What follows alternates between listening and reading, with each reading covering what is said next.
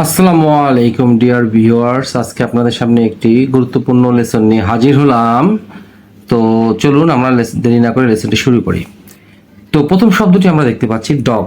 এটি কিন্তু ভার্ব, যার অর্থ হচ্ছে টু ফলো সামবডি ক্লোজলি, অর্থাৎ কাউকে নিবিড়ভাবে অনুসরণ করা, অর্থাৎ কাউকে পিছু পিছু ফলো করা।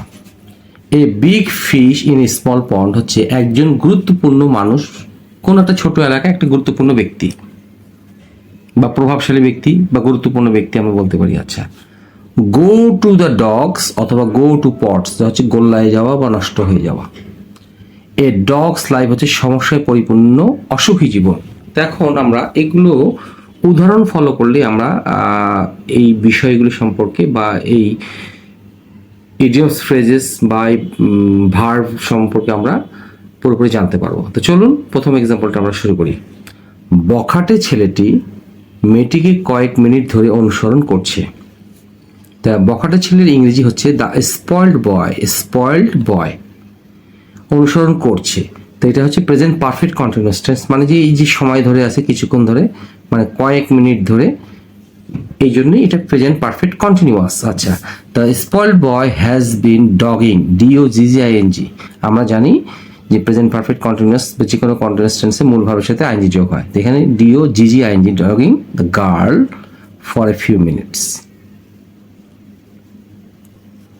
বা the spoiled boy has been following the girl for a few minutes.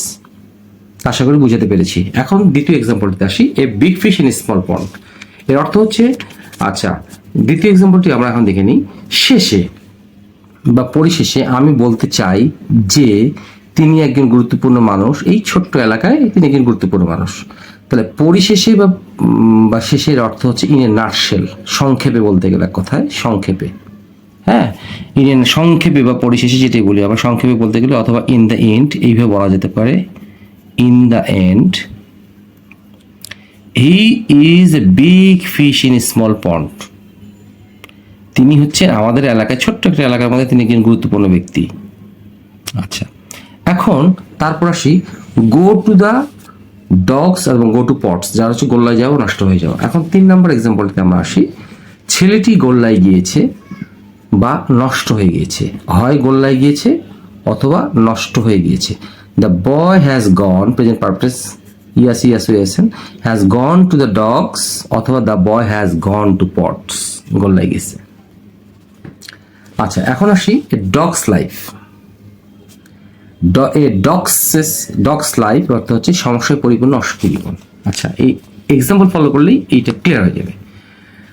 দারিদ্রতার কারণে, আচ্ছা দারিদ্রতার কারণে লোকটি সমস্যায় পরিপূর্ণ অসুখী জীবনযাপন করছে, মানে এক কথায় জীবনযাপন করছে কিন্তু জীবনে সে সুখ শান্তি ভোগ করতে পারছে না।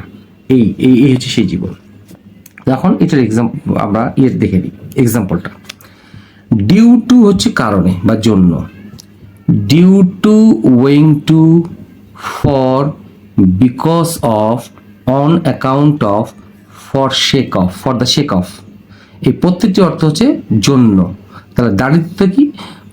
ডিউ টু হিজ পোভার্টি অথবা owing to his poverty he is leading a dog's life, তিনি অসুখী জীবনযাপন করছেন, সমস্যা আর কি।